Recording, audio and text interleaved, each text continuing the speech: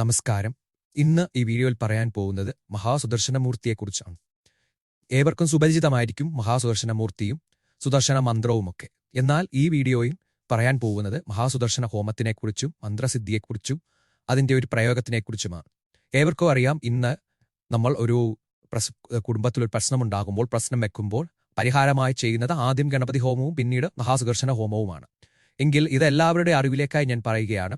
മഹാസുദർശന ഹോമം എന്ന് അവർ എഴുതി കൊടുത്തു കഴിയുമ്പോൾ ആ ചാർട്ട് നമ്മൾ ഒരു തന്ത്രിക്കോ ഒരു മാന്ത്രികനോ കൊടുക്കുമ്പോൾ അവർ ചിലപ്പോൾ അത് നമുക്ക് എല്ലാവർക്കും അറിയാവുന്ന പോലെ സഹസ്രാര ഹുംഫൽ എന്നുള്ള മൂലമന്ത്രം അത് മാത്രം ജപിച്ച് ഹോമിക്കുകയും അല്ലെങ്കിൽ ഓം ക്ലീം കൃഷ്ണായ ഗോവിന്ദായ എന്നുള്ള മാലാമന്ത്രം ജപിച്ച് അത് ആയിരത്തിൽ ജപിക്കുകയും അങ്ങനെയൊക്കെ ആയിരിക്കും. പക്ഷെങ്കിൽ നമ്മളിത് ചെയ്യിക്കുന്ന വ്യക്തി, അതായത് ആൾക്ക് ഇതിനെക്കുറിച്ച് ഒരു അറിവ് കൂടെ പ്രദാനം ചെയ്യാൻ വേണ്ടിയാണ് ഈ വീഡിയോ. നമ്മൾ അങ്ങനെ ഒരു ബാധാവാഹനം അല്ലെങ്കിൽ അതിനുവേണ്ടി ഒരു സുദർശന മന്ത്രം നമ്മൾ ഒരു ജ്യോതിഷന് എഴുതി കൊടുക്കുകയാണെങ്കിൽ നമ്മൾ ആ ജ്യോതിഷനോടോ അല്ല തന്ത്രിയോടോ പറയണം അതിൻ്റെ മന്ത്രം ഏതാണ് ഉപയോഗിക്കുന്നതെന്ന് നമ്മൾ അറിയണം. കാരണം മന്ത്രാന്തരങ്ങൾ പലതുണ്ട് സുദർശനമൂർത്തിക്ക്. അത് അസ്ത്രമന്ത്രം അത് വളരെ ഫലവത്താണ്. എങ്കിലും ഒരു ഇപ്പോൾ കടുത്ത ബാധാദോഷങ്ങൾ, പ്രേത ദുരിതങ്ങൾ ഒക്കെ കണ്ടു കഴിയുമ്പോൾ സുദർശനമൂർത്തിയുടെ ഈ മന്ത്രം എപ്പോഴും അത് നമ്മൾക്ക് ഒഴിവ് നോക്കുമ്പോഴൊക്കെ ആണെങ്കിലും ബാധ പോകുമോ എന്നൊക്കെ അറിയാൻ വലിയ പ്രയാസമാണ്. അതുകൊണ്ട് ഇവിടെ പറയാൻ പോകുന്നത് മഹാസുദർശനമൂർത്തിയുടെ അത്യുഗ്രമായ ഒരു മന്ത്രമാണ്. ആ മന്ത്രം തന്നെ അത് എല്ലാ മാന്ത്രികർക്കും താന്ത്രികർക്കും അറിയാവുന്നത് തന്നെയാണ്. ആ മന്ത്രം ഉപയോഗിച്ച് ആവാഹനം ചെയ്യുവാൻ എന്ന് എല്ലാ ജ്യോതിഷന്മാരും അത് ഉപദേശിച്ചു കൊടുക്കണം എന്നാണ് അറിവ്, എൻ്റെ ഒരു അഭിപ്രായവും. കാരണം അത് വളരെ ഫലവത്തുമാണ്. അങ്ങനെ സുദർശന ഹോമം പൂർണ്ണ വിജയത്തിലേക്ക് നല്ല ഭംഗിയായി തീർക്കുവാനും സാധിക്കുന്നതാണ്. ആദ്യമായി മന്ത്രവും പറയുന്നു. ഋഷീൻ ഛന്ദസം ദേവത അഹിർബുദ്ധിന്യ ഋഷി അതിജഗതി ഛന്ദ സുദർശനോ മഹാവിഷ്ണുർ ദേവത. ധ്യാനം.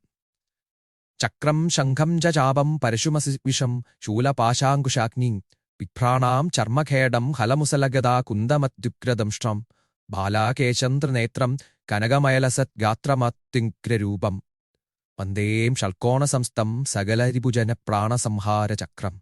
ഇത് സുദർശനമൂർത്തിയുടെ മഹാവിഷ്ണു സുദർശന ദേവതയായിട്ടിരിക്കുന്ന ഭാവമാണ് പറയുന്നത്. അത്യുഗ്രമായ അത് ഷൽക്കോണത്തിൽ നിൽക്കുന്ന എല്ലാ ശത്രുക്കളുടെയും ദോഷങ്ങൾ നീക്കുന്ന ഉഗ്രരൂപമായ ചക്രത്തിനെയാണ് വർണ്ണിച്ചിരിക്കുന്നത്. ഇനി ഇപ്പോൾ പറയുന്നു മൂലമന്ത്രം. ഓം ഹ്രാം ഹ്രീം ശ്രോം നമോ ഭഗവതേ ഭോഭോ സുദർശന ചക്ര ദുഷ്ടാൻ ധാരയ ധാരയ ദുരിതം ഹനഹനക് പാപം മതമത ആരോഗ്യം വർദ്ധയ വർദ്ധയ സഹസ്രാര ഹുംഫൽ സ്വാഹ. ഇങ്ങനെയാണ് മൂലമന്ത്രം. ഇങ്ങനെ വേണം ഈ മന്ത്രം ഉപയോഗിച്ച് തന്നെ ചെയ്യുവാനാണ് നമ്മൾ അല്ലെ ജ്യോതിഷനോട് ചോദിച്ച് അറിഞ്ഞ് മന്ത്രം കൂടി എഴുതിയിട്ട് വേണം നമ്മൾക്ക് ആരെയാണോ തന്ത്രിയാണോ മാന്ത്രികനെയാണോ കൊടുക്കാൻ.